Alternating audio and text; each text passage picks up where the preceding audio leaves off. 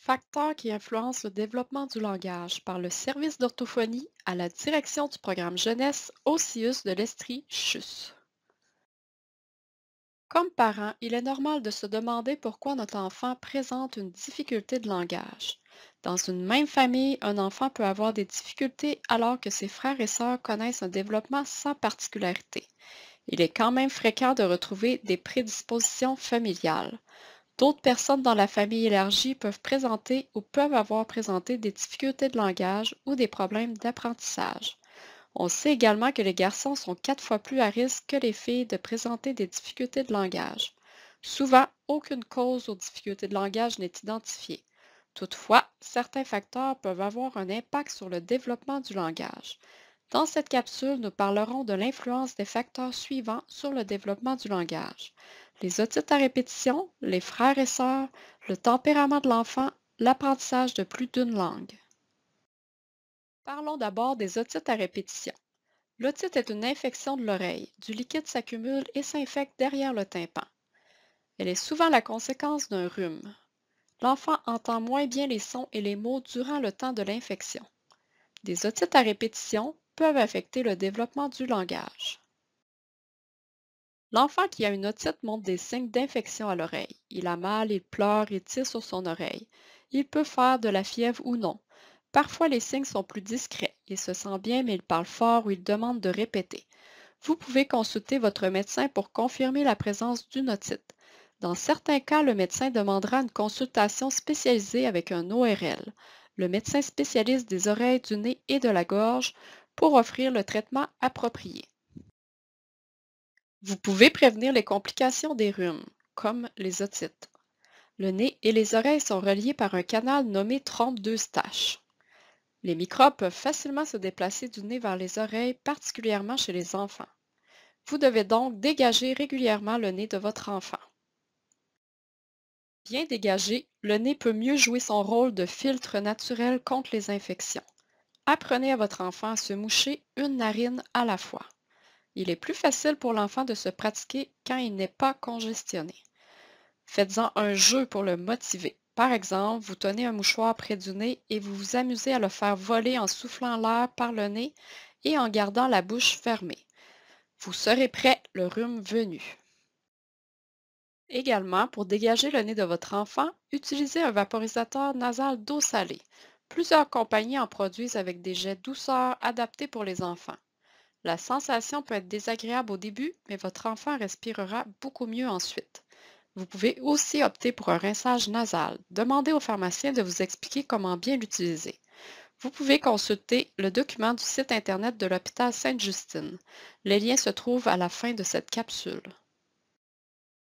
Si vous n'êtes pas certain que votre enfant entend bien, vous pouvez demander une évaluation de l'audition au service d'audiologie de l'hôpital Fleurimont. La référence du médecin n'est pas nécessaire. Vous pouvez appeler au 819-346-1110, le poste 14697. Voyons maintenant l'influence des frères et des sœurs plus âgés sur le développement du langage d'un enfant. Les frères et sœurs contribuent positivement au développement du langage. Ils peuvent offrir plusieurs modèles de langage à l'enfant qui apprend. Ils sont des partenaires de communication de choix.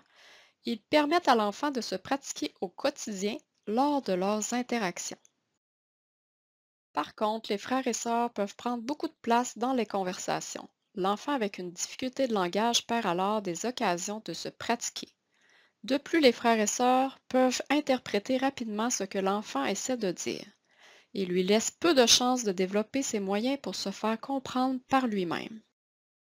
Il est donc important d'expliquer aux enfants plus âgés de laisser l'enfant avec une difficulté de langage parler par lui-même pour se pratiquer. Pour apprendre à faire du vélo, ça demande la pratique. C'est la même chose pour apprendre à parler, il faut se pratiquer.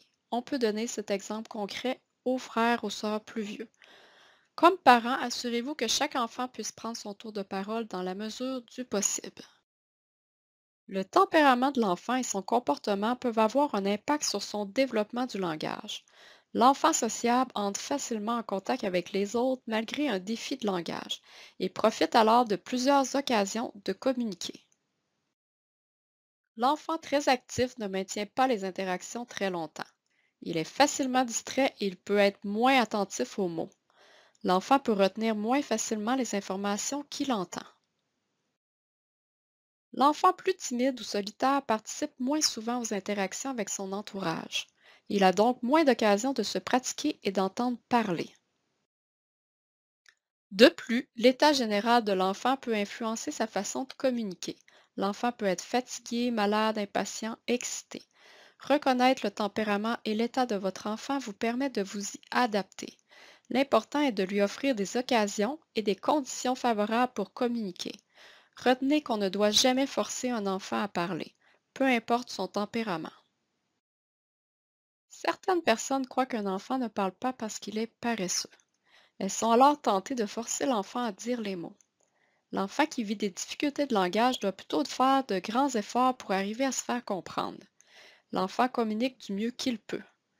L'apprentissage se fait graduellement. Il peut réussir à faire une phrase complète ou bien prononcer un mot une journée et ne pas y arriver le lendemain. L'apprentissage de plus d'une langue n'est pas un frein au développement du langage. L'enfant qui développe son langage dans un milieu bilingue devrait traverser les grandes étapes de développement aux âges attendus pour chaque langue. Bien sûr, pour apprendre une langue, l'enfant doit l'entendre souvent et les modèles qu'il reçoit doivent être adéquats. Parlez donc à votre enfant dans la langue avec laquelle vous êtes le plus à l'aise. Un décalage entre les langues est possible car le temps d'exposition est rarement égal entre les deux langues. L'enfant peut être plus habile dans la langue qu'il entend plus souvent. Il est aussi normal que l'enfant utilise les deux langues dans une même phrase. Les enfants apprennent les mots par l'expérience, dans leur activité de tous les jours. Ils peuvent donc apprendre des mots différents dans chacune des langues. En additionnant leurs connaissances dans les deux langues, on peut mieux estimer le langage des enfants bilingues. Le bilinguisme ne cause pas de problèmes de langage, mais il ne protège pas non plus de difficultés langagières. Il est donc important de rester attentif au développement du langage d'un enfant bilingue. En cas de doute, il est recommandé de consulter en orthophonie. Alors, que pouvez-vous faire concrètement chez vous? Vous pouvez agir sur certains facteurs qui influencent le développement du langage. Assurez une bonne hygiène nasale chez votre enfant pour prévenir l'apparition d'otite. Soyez attentif aux interactions avec les frères et sœurs aînés pour permettre à l'enfant qui a une difficulté de langage d'avoir sa place pour communiquer. Observez le tempérament et les comportements de votre enfant. Vous pourrez adapter vos façons d'interagir pour favoriser le développement de son langage.